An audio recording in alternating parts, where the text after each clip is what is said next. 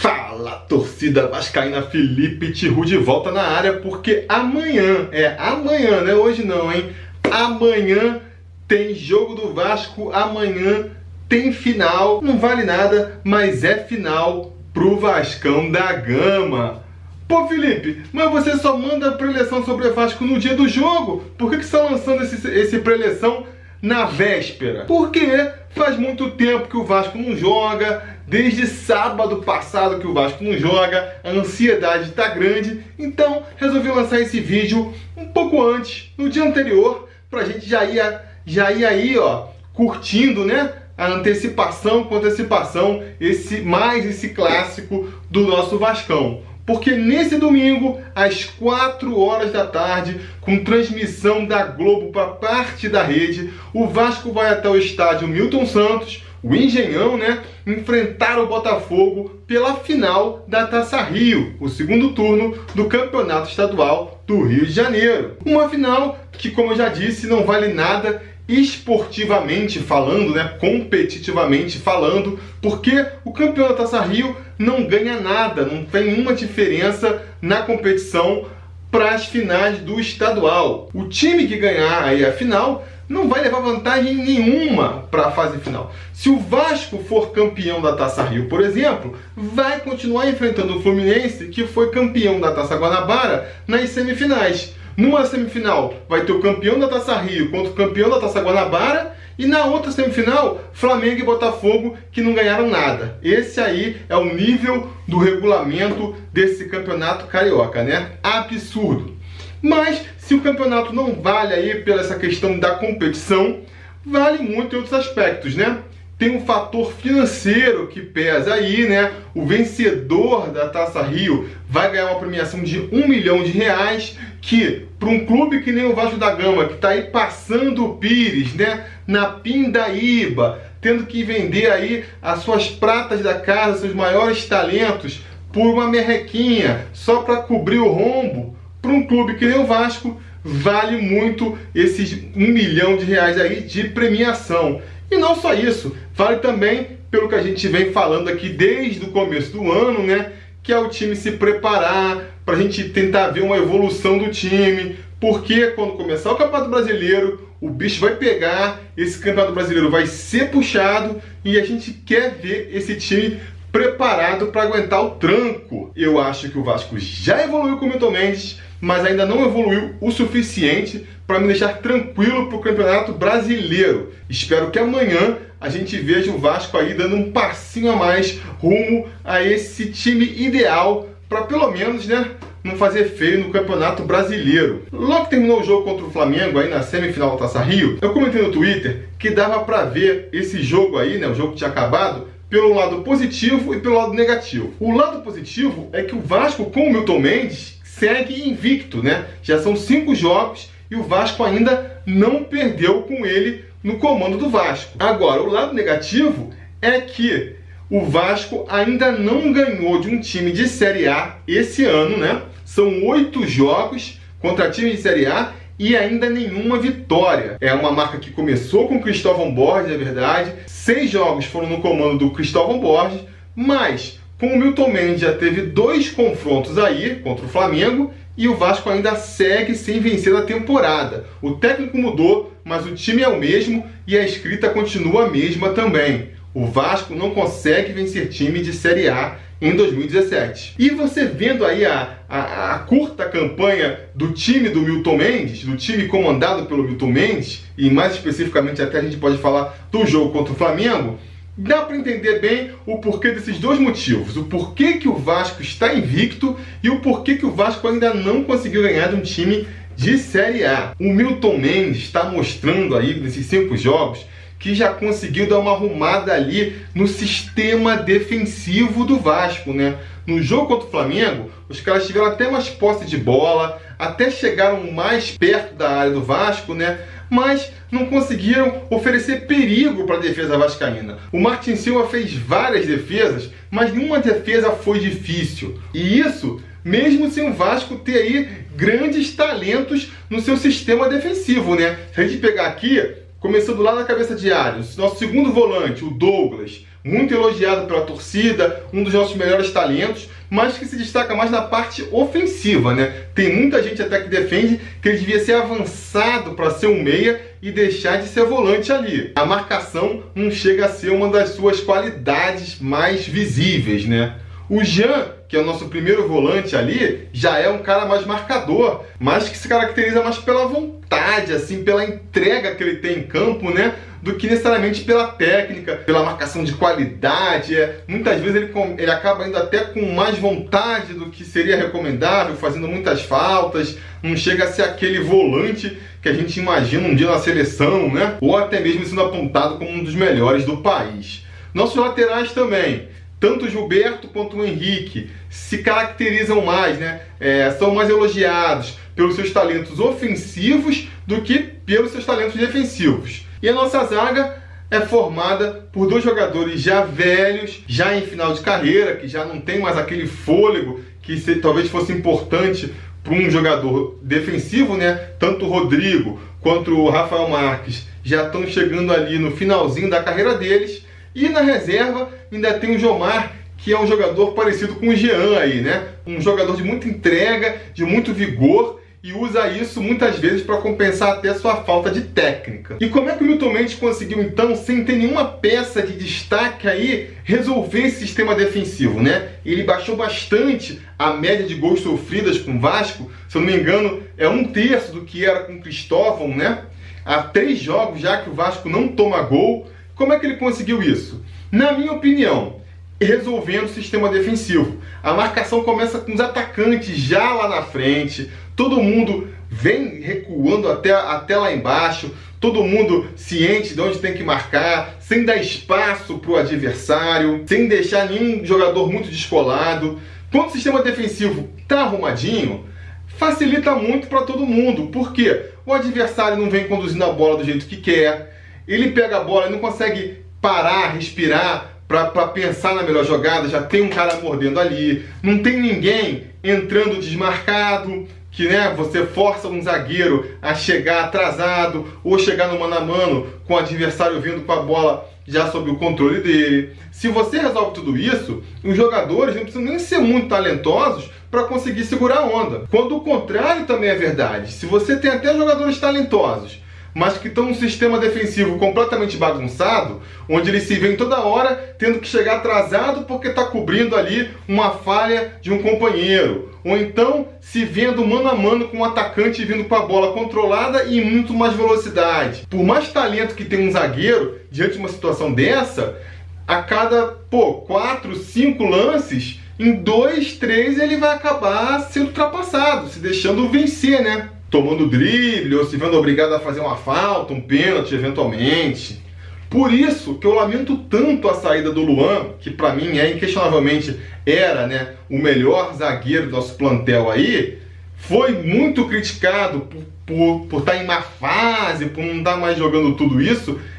Na minha opinião, justamente, ele estava num sistema defensivo muito zoneado e se via muitas vezes nessa situação que eu falei. E agora que o Milton Mendes chegou, arrumou o sistema defensivo, ele não está mais lá, né?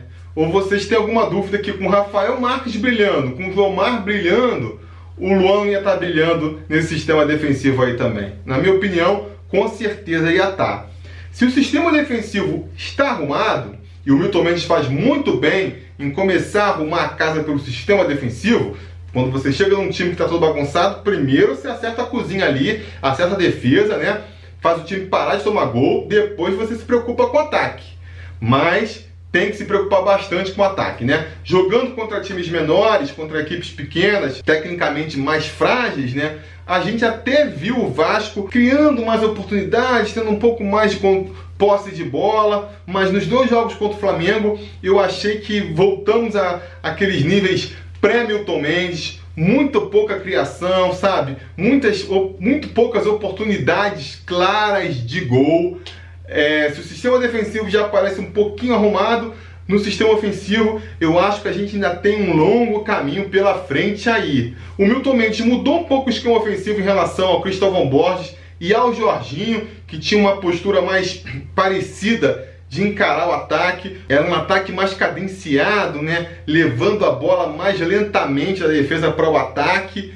Até porque os jogadores que o Vasco tem à disposição, tinha à disposição na época do Jorginho também, não são jogadores velozes, nem eram jogadores velozes. Não dá para você imaginar um time se movimentando rápido para o ataque quando na escalação você tem Nenê, Andrezinho, Jorge Henrique e Thales, né? Não dá para imaginar. O Milton Mendes não, ele está tentando implementar um jogo mais de jogada, de transição rápida para o ataque. Você vê que ele tenta fazer aquele efeito sanfona, o time recua para esperar do adversário, mas quando pega a bola, quer sair rápido num contra-ataque, ou mesmo que não seja um contra-ataque, tentando pegar a defesa do adversário ainda desarrumada. Para isso, ele procura trabalhar com jogadores velozes pelas pontas, que puxem esses contra-ataques, né?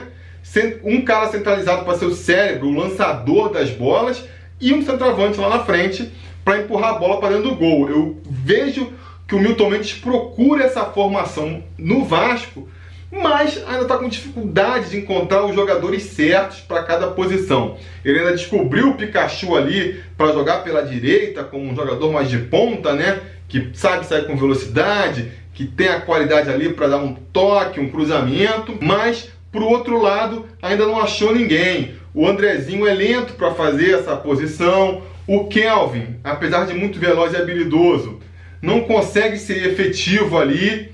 Ele chegou a testar o Manga também, mas também sem muita efetividade.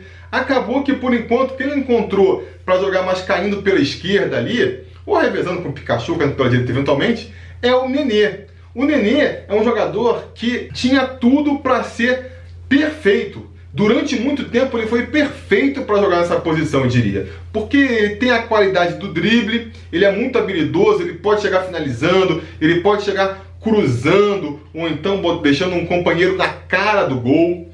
Só que, infelizmente, com o avançar da idade, hoje em dia ele já está lento. Eu não considero necessariamente um jogador lento, mas para jogar nessa posição de ponta, puxando o contra-ataque, ele já não tem mais toda aquela velocidade, né? Muitas vezes não consegue chegar na frente do marcador quando a bola está chegando ali no ataque. Mas aí que mora o problema, porque pegar o Nenê e recuar para o meio para ser o grande cérebro da equipe, o cara que puxa o contra-ataque, que faz o lançamento para os jogadores das pontas, eu também não acho que ele é o cara ideal para isso. Por quê? Porque ele não consegue pegar a bola e já de primeira lançar um cara, né? Já vê o companheiro passando e cruzar. Não, ele tem que pegar, ele dá uma volta, ele olha, ele tenta conduzir um pouco. Demora muito para soltar a bola. E isso, num esquema de contra-ataque, é complicado, né? Ainda mais quando você é o cara que vai fazer isso, sabe? Se você tem outro jogador no meio ali para dividir essa tarefa contigo, ainda pode ajudar, né?